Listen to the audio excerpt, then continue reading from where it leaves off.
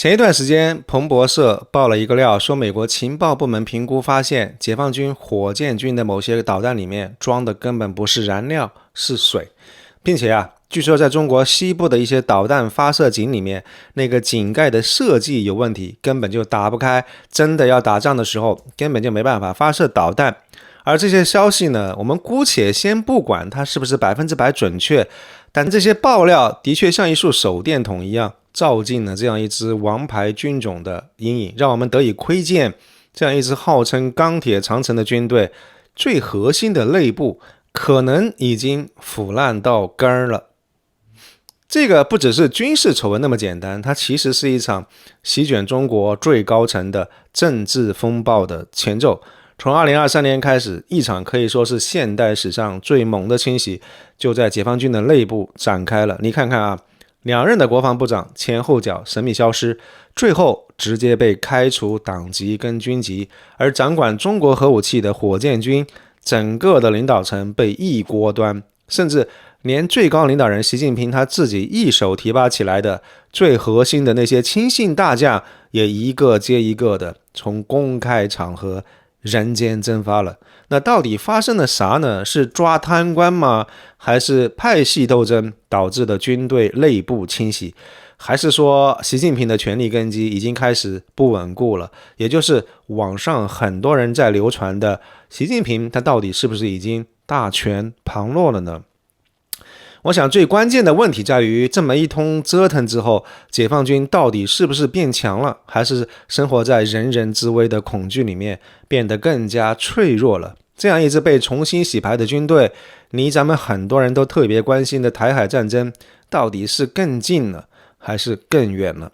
在93大阅兵马上要开始的今天，我们是时候用这样一期视频，跟您好好一起捋一捋这样一场军中的风暴。解放军这样一场军中风暴是从一个特别戏剧性的地方开始的，就是国防部长的连续失踪。我们先说说李尚福，这位上将是2023年3月刚刚当上国防部长，他本人也是技术官僚出身，搞航天的，后来掌管了全军采购武器的要害部门装备发展部。但是呢，他才干了几个月而已，从2023年8月底开始，这位天天在国际场合露脸的国防部长人就没了，彻底消失了。最后到了10月份，官方悄无声息地发了一个通知，说他的这个国防部长的职务被免掉了。但这件事情还没完，很快呢，调查的矛头就指向了他的前任，也曾经当过国防部长的魏凤和。魏凤和可是导弹部队的老领导，是火箭军的第一任司令。到了2024年6月27号这一天，绝对会在解放军历史上记上一笔。为什么呢？因为官方在同一天宣布把魏凤和、李尚福这两任的国防部长一块儿开除党籍、开除军籍。在解放军快100年的历史上，两任国防部长在同一天被双开，这个事儿从来都没有发生过。这个已经不是在处理两个贪官那么简单了，这个是释放出了一个非常强烈的政治信号，说明军中的问题已经非常严重，严重到不得不用这样一种超出常规的处理方式来处置这些顽疾了。而且你看，这两位国防部长的共同点正好就指向了军队风暴的两个核心，装备发展部跟火箭军。那如果说两位国防部长倒台只是开胃菜的话，那火箭军整个领导层被一锅端，这个才是真正的地震当中的正宗。火箭军是一个什么样的部队啊？这个是掌管着中国所有陆基核武器跟弹道导弹的，是中国大国地位的压舱石，它也是威慑台湾最核心的一张王牌。可偏偏就在这个最应该被管得死死的地方出了最大的篓子。2023年7月，当时的火箭军司令李玉超、政委徐忠波，还有一堆高级将领，几乎是在同一时间全部都被换掉了。紧接着，老的司令、副司令，一大批火箭军的高层，甚至也有传言说自杀的，全部都被卷进了这场风波。那这样一种把一整个战略军种的指挥层给整个一锅端掉的做法，说白了就是最高层觉得火箭军内部已经从上到下都烂透了，必须要推倒重来。更有意思的是什么？是接替他们的人是新来的火箭军司令王厚斌，他是海军出身；新的政委徐锡胜是空军出身，让这两个从来没有在导弹部队干过的外行来直接领导这个技术最密集的内行的军种。那如果您看过我们之前关于释永信系列视频的朋友，应该都知道，这样一种做法很明显拿的是整顿的剧本。这个做法属于非常典型的掺沙子，说白了就是懂不懂得导弹技术，在当下，在当其时不是最重要的是最高层要的是空降两个跟火箭军完全没有任何关系的人，来把军种里面那些老的关系、老的山头给他搅散了、打匀了。这是一种什么姿态？就是我宁可牺牲短期的专业性，也要先把政治上的控制权跟内部的纯洁性先给他搞定了。我们看到从国防部长到王牌军的司令，这样一场清洗的广度跟深度已经足够吓人了。但是你以为这就完了吗？其实没有，风暴还在继续吹，甚至到最后都吹到了权力金字塔的塔尖。那如果说敲掉魏凤和跟李尚福这些人，还可以解释说这个是在清理以前留下来的那些贪官污吏，那么当这样一场风暴刮到习近平他自己一手提拔起来的这个核心圈子的时候，整件事情的性质在我看来就完全变了。先说苗华，他是海军上将，他不只是中央军委的委员，还是政治工作部的主任。这是一个什么概念呢？意思就是说他是解放军的政治大管家，他的核心工作就是确保全军上下的政治忠诚度，管着所有高级将领的升迁。他本人是党指挥枪这个原则在军队最终落地最重要的一个执行者，他被外界看作是习近平最信任的军中盟友之一。可就是这么一位心腹亲信，一个负责监管别人忠不忠诚的监军，在2024年底传出来被调查的消息，最后也被免职了。你想想看，这对于整个军队的政工系统的冲击有多大？简直是毁灭性的。这说明什么？说明最高领导人对于苗华过去10年的军队政治工作极其不满意。紧接着是何卫东，这位是陆军上将，他的地位更高，他是中央政治局委员，中央军委排名第1的副主席，是军队里面职业军官最大的一个头，地位只在军委主席习近平跟另外一位副主席张又侠之下。他同样被看作是习总的铁杆亲信，而且深度参与了对台军事斗争的准备工作。但是从2025年初开始，这样一位军委副主席突然就从所有的公开活动里面消失了，外界都觉得他肯定是出事儿了。他的倒台标志着这样一轮清洗已经搞到了军队权力结构的最顶层。苗华、何卫东这两个习家军的核心成员的倒台，说明习老大狠起来根本不在乎是不是打自己的脸，连自己的人都敢搞。那些说他只不过是在军中搞派系斗争的人，格局还是太小了。很多人习惯性的认为，一个领导人开始清洗自己提拔的亲信，那说明他自己看错了人，说明他的权威不行了。那这个是不是就意味着说习近平真的大权旁落了呢？其实聊了这么多，我们要碰触到一个最关键的问题，就是习总搞的这样一场规模空前的军队清洗，到底是因为他权力不稳，军队要失控了，他逼不得已才出手救火，还是说这个其实是为了他实现一个更大的战略目标，主动搞的一场定点清除呢？换句话说，这个主动权到底还在不在习总手里？他的权柄是更稳固了，还是更悬了？要回答这个问题，我们要像侦探一样抓住2条关键的线索。第一条就是被搞掉的都是谁，那第2条就是军队的组织结构发生了什么样的变化。我们先看看第一条线索，被清洗的这样一份将领的名单。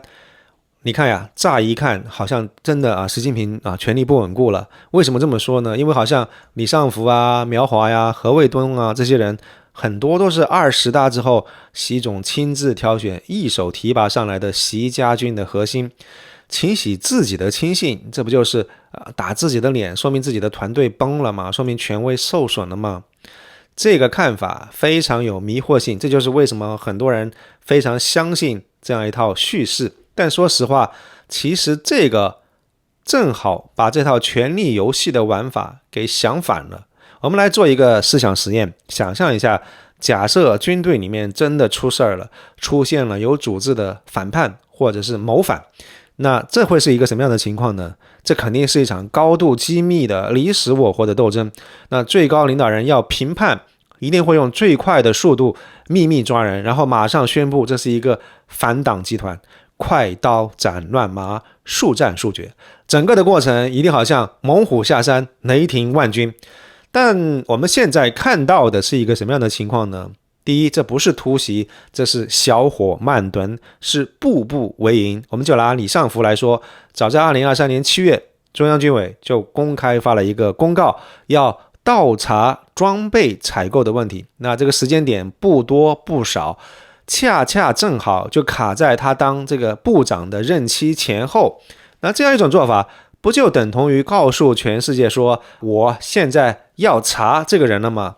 这哪里像是应对叛乱的样子呢？这分明是一场计划周密、节奏全在自己把控的一个政治围猎。针对这件事情的主动权，从头到尾都在发起调查的这一边手上。那第二个，我们再看一看习总清洗的目标，基本上都是围绕他的军队大战略高度相关的事情。那这个风暴的中心点在哪儿呢？是火箭军跟装备发展部。一个呢是未来打仗的杀手锏，一个呢是制造这些杀手锏的兵工厂。那彭博报道的导弹装水、井盖打不开等等问题，不就说明这里的腐败最直接的影响了解放军的战斗力吗？这就说明这样一场军中的清洗，它不是瞎打一气，不是被动的应对军中的叛乱，而是围绕着提高打仗能力这个核心目标在做一个外科手术。这是一个战略规划者非常目标清晰的清除毒瘤的打法，不是一个手忙脚乱平定军中大将叛乱的搞法。好了，我们再来看第二条线索，就是军队的组织结构发生了什么样的变化。那这一点在我看来是证明习近平大权在握、主动出击的最有力的证据。你看2024年4月19号，战略支援部队被裁撤，成立了信息支援部队这些新的兵种。6月17号召开了延安中央军委政治工作会议。6月27号，李尚福、魏凤和同日被双开。所以我们看到，对于军队的组织架构的重组与清洗军中高层将领，这两者是有条不紊同步推进的。时间线看得非常清楚，这就是主动式的整顿，而非被动式的救火。大家可以想想看，一个焦头烂额、担心军队不稳、晚上睡不着觉、天天想着要抓内奸的领导人，他怎么可能有这个精力、有这个权威去推动一场非常复杂、牵一发而动全身的军队的大重组，来对于组织架构动大手术呢？这就好像你的房子着火了，你不想着怎么样去找到这个起火点去灭火，反而琢磨起怎么能够重新装修这件事情。我想从逻辑上是完全讲不通的，对不对？撤销战略支援部队实际上是习总对于他2015年第一轮军改成果的一个纠错，这就表明最高层对于这个军种、这一支部队的表现存在严重的不满，敢于推翻自己过去的重大决策，并且按照新的思路重新布局，这件事情本身需要极大的政治自信跟对于局面的绝对掌控。只有当一个领导人对于全局有绝对的控制力，对于未来有非常清晰的规划的时候，他才有可能一边清洗人事，一边重塑组织结构。他是在按照自己的蓝图，一边拆掉旧房子的烂木头，也就是清洗这些腐败的将领，一边构建新房子的钢结构，也就是重新建立新的指挥体系。这两件事情不但不矛盾，反而是一个硬币的两面。都是为了一个最终的目标，也就是打造一支听命令而且能够打胜仗的军队。所以聊到这个地方，我们的结论是什么呢？通过分析这些线索，我们可以得到一个非常清晰的判断：这一场军队的风暴根本不是习总权力旁落的挣扎，恰恰相反，这个是他把权力玩到极致的一种表现，主动权从始至终都牢牢掌握在习总手里。那所谓的清洗亲信，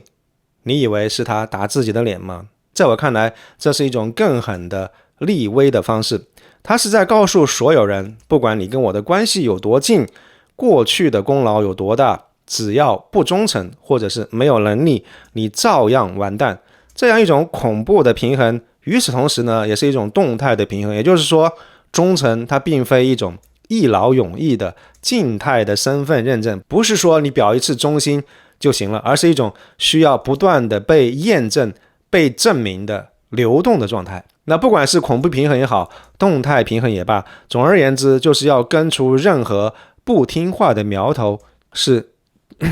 确保军队的绝对服从。那么我们回到最初的问题习总的权力是巩固了还是削弱了？我想答案非常的明显，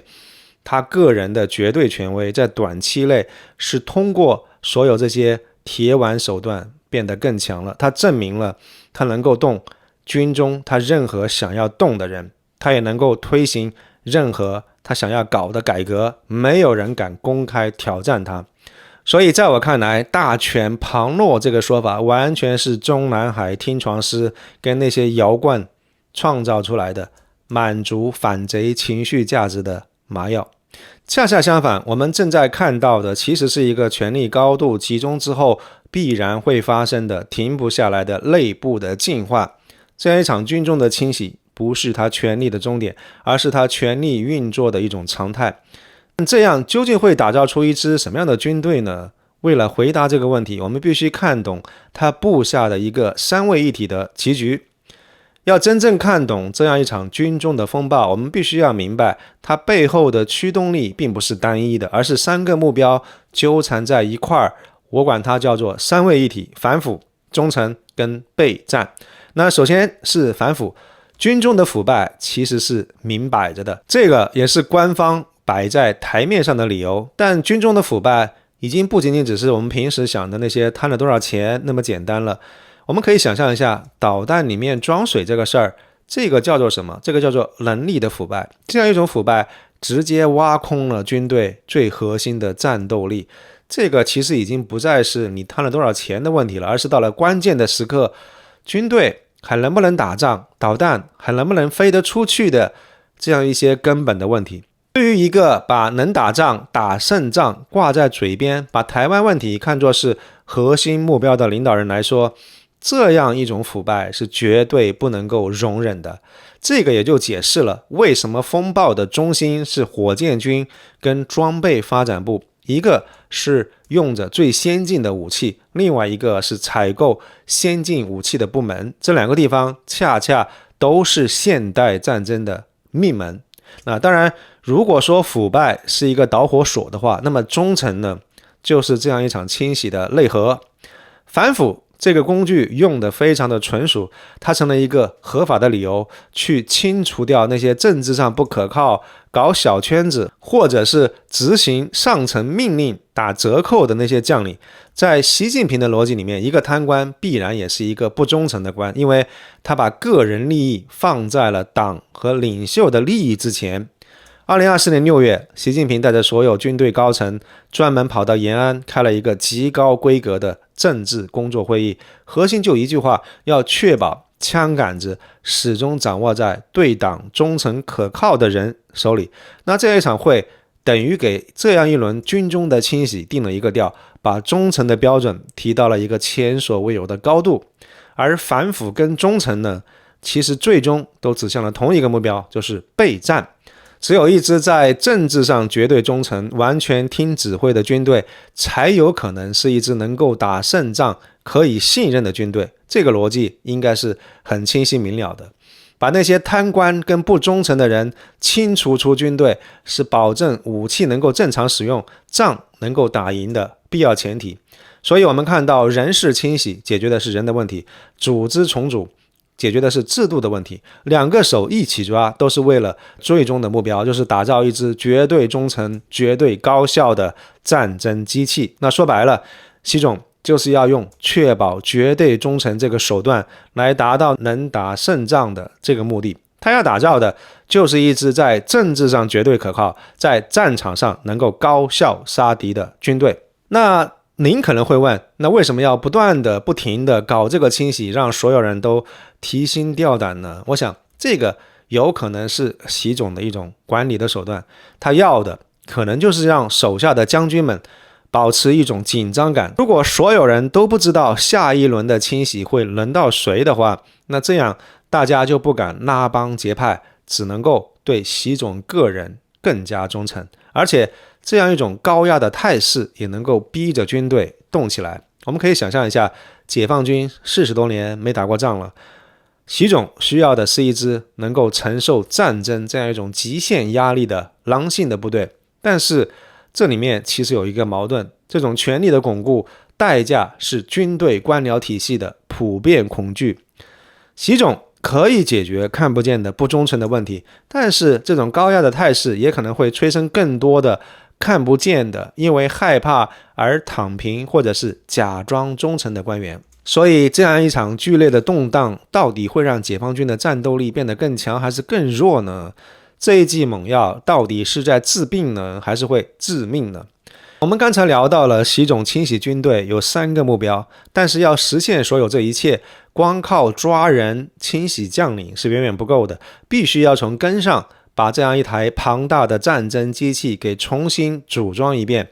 而习总用的手段，那个力度跟决心，说实话超出了很多人的想象。我们可以想象一下，他刚刚上台的时候面对的是一个什么样的解放军？那个时候的军队更像一个针也插不进去，水也泼不进去的独立王国。腐败的问题严重到什么程度？连军队自己都说，能够打败我们自己的只有自己的腐败。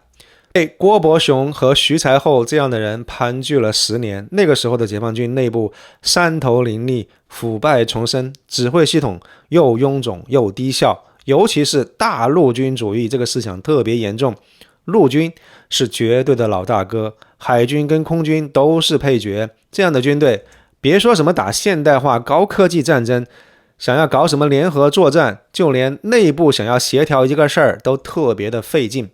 这样一支军队，对于没有军中的根基跟影响力的前任领导人胡锦涛来说，基本上是指挥不动的。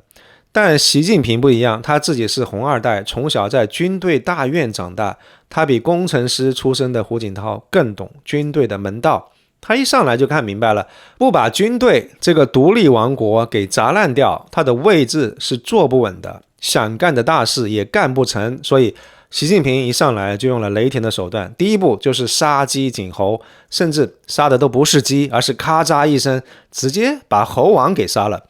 他直接抓了2个已经退休但是影响力巨大的军委副主席郭伯雄跟徐才厚，这一下把整个军队高层都给镇住了，也为他后面的改革扫清了最大的障碍。他搞了一场外科手术式的改革，把整个解放军的指挥体系给拆了重组。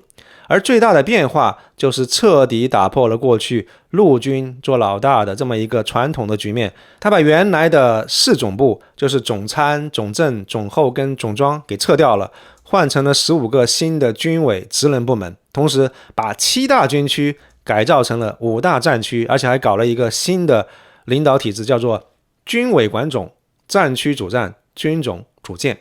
这12个字听着有点绕，对不对？我给您翻译一下，说白了就是中央军委负责顶层设计，5大战区专门负责打仗，而战区司令是可以指挥战区里面所有的陆军啊、海军啊、火箭军各个不同的军种。而军种呢，他们的主要任务就是练兵、搞装备，把兵练好，把武器造好，然后交给战区去统一指挥去使用。那这样一来，陆海空火箭军现在都是平起平坐的兄弟，要搞联合作战都得听战区跟中央军委的。好了，重点来了，他这个改革力度到底有多大呢？我给您打个比方，您就明白了。这么说吧，习总当年干的这个事儿，差不多就相当于把美国军队历史上2次最重要、最难搞的改革一口气给干完了。美军第一次大的改革是1947年，二战打完以后，美国人发现陆军跟海军老是互相扯皮，内耗非常严重。于是呢，杜鲁门总统顶着巨大的压力，搞了一个法案，把陆军跟海军列在一块儿，成立了一个统一的国防部，而且还搞了一个新的军种——空军。这次改革阻力大到什么程度呢？当时海军的一般上将公开造反，历史上就叫做海军上将的叛乱。辞职的辞职，抗议的抗议，闹了很久才最终搞定。那这个对应的就是习总改革的第一步，打破军种壁垒。但是呢，美军1947年的改革还是不够彻底，一直到1986年，美国又搞了第2次改革，也是更彻底的一次，叫做哥德华特尼科尔斯法案。那这个法案的核心就是我们刚才说的战区主战，极大的加强了战区司令的权力，解决了军种之间谁也指挥不动谁的问题，为后来美军打这个海湾战争奠定了联合作战的基础。那这个对应的就是习近平改革的第2步，建立联合作战指挥体系。所以你看，非常公勇的说，美国人花了差不多40年，分了2步才完成的这个非常艰难的转型，而我们的习总呢，在短短几年之内就把这2次改革的核心内容，用一种将近休克疗法的方式，一次性的给强加给了整个解放军。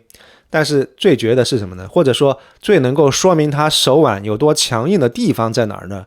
这么大的动作，动了那么多人的奶酪，军队里面连一个敢公开反对的声音都没有，大家都怕了，只能够乖乖听话。这个恰恰证明了习总通过前期的反腐清洗，已经在军中建立了一种绝对的权威。所以我们看这样一场军改，不只是看组织结构的变化，更是在看一种权力运作的极致体现。不过话说回来，这样一场自上而下的剧烈的清洗，对于解放军来说也是一把双刃剑。短期来看，它的破坏性是明摆着的。首先，这么大规模、高频率的更换、清洗军中的高级将领，特别是让外行来领导一个技术要求特别高的军种，你想，新人他要熟悉情况，他要建立自己的权威，对不对？这个都需要很长的时间。而在现代战争里面，这种指挥关系的不确定性有可能是致命的。其次，如果你在军队到处都在搞调查，让彼此互相猜忌的话，互相提防，那这样一来，命令传达的这个效率会大打折扣。再次的话，对于装备部门跟军工企业的整顿，理论上来说，在短期里面搞不好可能会影响到一些关键武器的研发跟生产，但在现实生活当中，似乎这个影响不是特别的大。我们可以想象一下，在一个所有人都提心吊胆的高压环境底下，一个军队它首先要考虑的可能不再是怎么样打赢战争，而是怎么样保证自己能够安全过关，要保证自己的政治安全，可能会导致一种比较典型的鸵鸟心态，就是做多错多，少做少错，不做不错。那为了不出错，军官们他们可能会在一些关键的决策上变得极端的保守，可能会严格的照本宣科严格的按照本本主义来做，不敢有任何的创新。而军队的训练跟演习呢，也可能会变成是追求零失误的这么一个完美的表演，而不再是真正会暴露问题的对抗式的演习。所以很多那些国际的分析人士都觉得，习总对解放军进行这样一场清洗，那解放军内部这么乱，对于人员跟供应链整顿可能会带来行动风险偏好下降的可能。所以在近期来看，全面攻台的可能性甚至反而会降低。但是一旦信息资源跟战区联战这么一个模式磨合成功以后解放军的远程杀伤跟拒止能力会出现一个显著的增强，从此之后脱胎换骨。我想习总他之所以敢这么干，他之所以愿意这么干，他看的一定是长远，他愿意承受短期的一个军中的混乱的状况，来换取一支他认为未来更可靠、更有战斗力的军队。那么未来会怎么样呢？这样一场军中的风暴会把解放军带到哪里去呢？我想短期内估计这个清洗还会继续，随着对于苗华、何卫东这些大人物的深入的调查，肯定还会牵出一大批的人。但是从长远来看，可能会有几种完全不同的结局。第一种是成功的重塑，也就是清洗达到习总想要的效果，腐败被遏制，一直在政治上更忠诚、更能够打的领导团队形成。解放军在经历阵痛之后，反而加速现代化，成为执行力更强的军队。第二种也是很多人会担心的，叫做僵化脆弱。清洗在军队当中造成普遍的恐惧跟形式主义，军官都想着要保官而不是打仗。那解放军表面上看着很强大，但一到关键时刻，可能因为指挥僵化而一触即溃。我想席卷解放军的这样一场风暴，本质上是一场由最高领导人亲自发动的非常深刻的军事整肃跟军事改革。它背后的核心逻辑是，只有权力高度集中，才能够换来军队的战斗力。这样一场运动，短期内毫无疑问会损害解放军的稳定，但是很显然，习总愿意，而且显然能够付出这些代价，因为他的长期目标是想要锻造一支政治上更纯洁、更可靠、组织上更高效，而意志上更加坚定的战争机器。这是一场巨大的刮骨疗毒式的赌局。过去10年，解放军的军事装备实现了跨越式的发展，大家已经习惯了来数军舰数飞机的这个数量跟性能对比，来评估解放军的真实战力。而解放军的软件，比如说领导力士气指挥文化，所有这些方面，因为这样一场军队的清洗，反而让我们有机会得以窥见一斑。可以预判的是，马上要举行的这个93阅兵，会在军队的装备跟硬件的层面让全世界刮目相看。而习总的这样一场刮骨疗毒式的豪赌，如果赌赢了，解放军就能够在剧痛之后，在软硬两个层面都淬火重生，从此正式终结美国在西太平洋的军事主导的地位。而最终从这样一场烈火当中走出来的，究竟是一把无坚不摧的利剑，还是一件一触即碎的瓷器呢？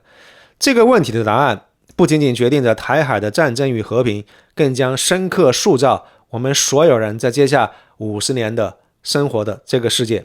好了，非常感谢您耐心看完这个视频。如果您对这个话题有任何想法，欢迎您在评论区跟我们分享。喜欢这个视频的话，请不要吝啬点赞分享，也不要忘记订阅爱生的频道，并且打开小铃铛。我们下期节目再见，谢谢。